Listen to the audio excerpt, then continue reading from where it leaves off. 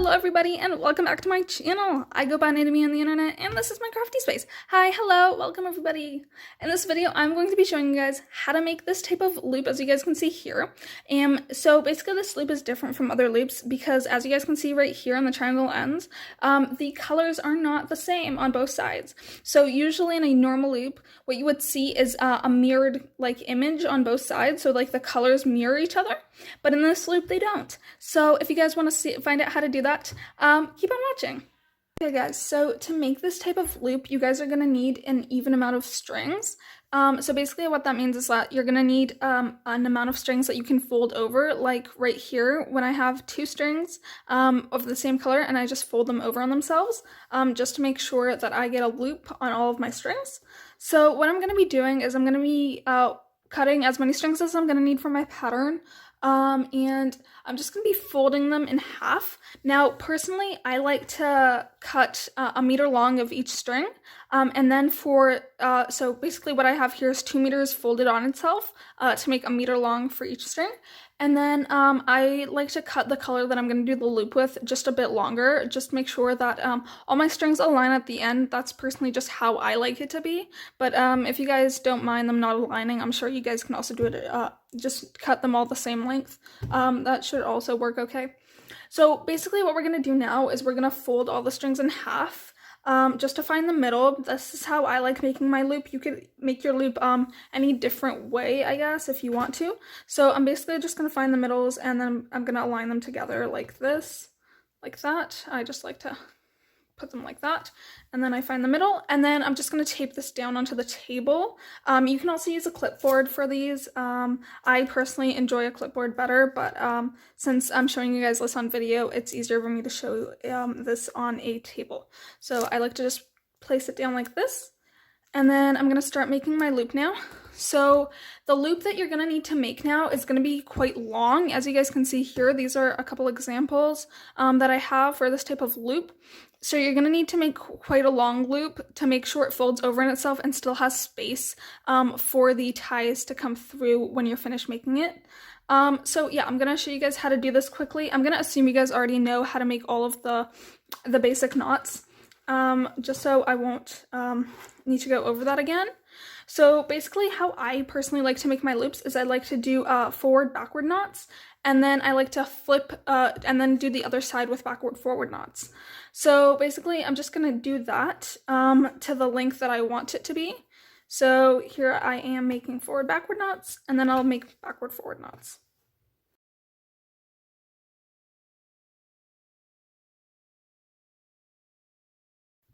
So something that I like to do to make sure that I have made it to the length that I want to, is I like to think of kind of how long I want my loop to be, and then kind of think about how this would be if I would just fold it over itself and see how long that would kind of be. That's kind of how I like to picture it. So I'm just going to keep on doing a couple more knots because I think this is still a bit short. Okay, now that seems like a decent amount of knots, and now what I'm going to do is I'm going to flip it over. So basically what I mean by that is I just like to take it like this, and I like to flip it over like that, and do it on the other side.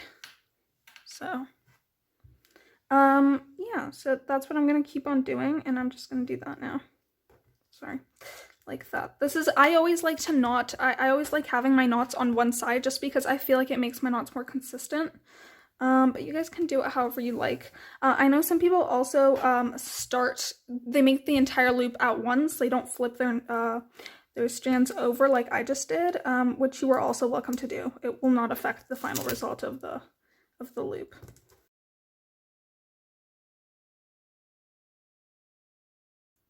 So now I'm just going to check how long this is and see if I want it to be longer. So you guys can see that this is quite short, and what we're going to be doing at the end is we're going to make a knot with these two, so you just want to make sure that when you really pinch them together that the loop is big enough. So like at the moment my loop is still quite small, so I'm just going to keep on doing a couple more knots to make sure that my loop is a bit bigger.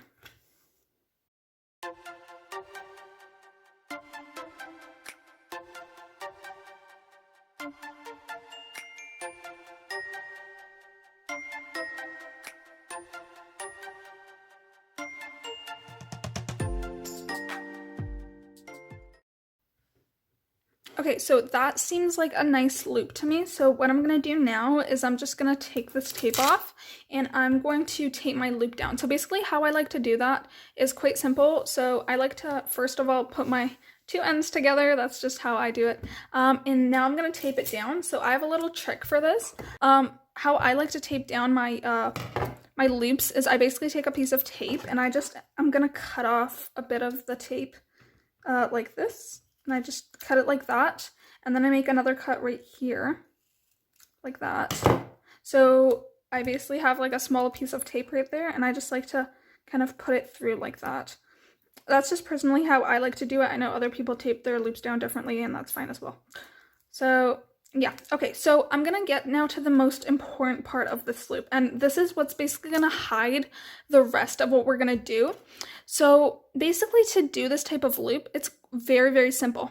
All we wanna do now is, I'm gonna just tape this down a bit more, but all we wanna do now is basically we're gonna take one of our strands and we're just gonna make a knot over everything else. So I know that was kind of confusing, but I'm going to explain this again. Basically, what we're going to do now is the most important part of all of this. So as you guys can see here, basically you can see that there's a loop, and then in the middle right here, there's another knot that is over everything. Now that knot is going to help us hide what we're going to do next. So basically what we're going to do, I like to take my right thread right here, and I just like to do a knot over all of these. So I'm going to take my right thread and do a knot over all of these strings, but you're also welcome to do the same thing with your left string, just do the opposite knot that I'm going to tell you guys to do.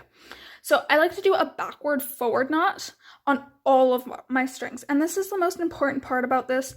That knot should look quite nice, and you want to make sure you pull that tightly so you can't really see the other strings underneath. I know that I'm saying that while you can still see my strings underneath, so you want to kind of pull on your strings a bit to make sure that you can't see them anymore, like that. And then now it's very simple. All you're gonna do now is you're just gonna put your strings on the sides they need to be. So let's say if I'm making, I don't know, the alternating chevron pattern, which I do have a tutorial for this bracelet if you guys want to make it. So what you guys are going to do is basically, if you're going to make this, you want to put all of the strings on this side, on one side, and all of the strings you're going to need for this side on the other side. Basically what I mean by that is now we're just going to make our triangle ends as we usually would do it. Okay guys, so basically what you guys see me doing here is I'm basically separating my strings to where they need to go in the triangle ends. So I just want to mention that if you had a string on one side and you now need it on the other side, you should take it, and the knot that we just made is going to hide basically that moving of the string. And now it's as easy as that. So now all you want to do is make your triangle ends.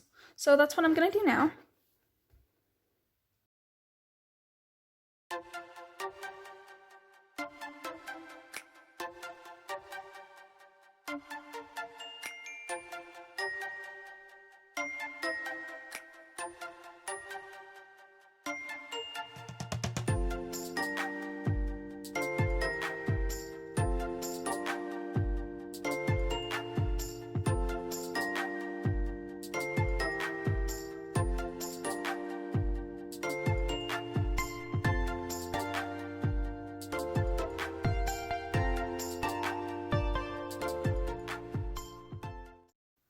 So yeah, guys, that is basically it. As you guys can see, I finished making my triangle ends. You can see that both of the sides do not all have the same colors.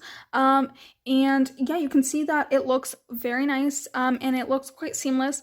I hope you guys enjoyed this video. If you guys did, please do give this video a thumbs up. And if you guys like this type of content, please do consider subscribing. I hope you guys have a good day, and bye guys!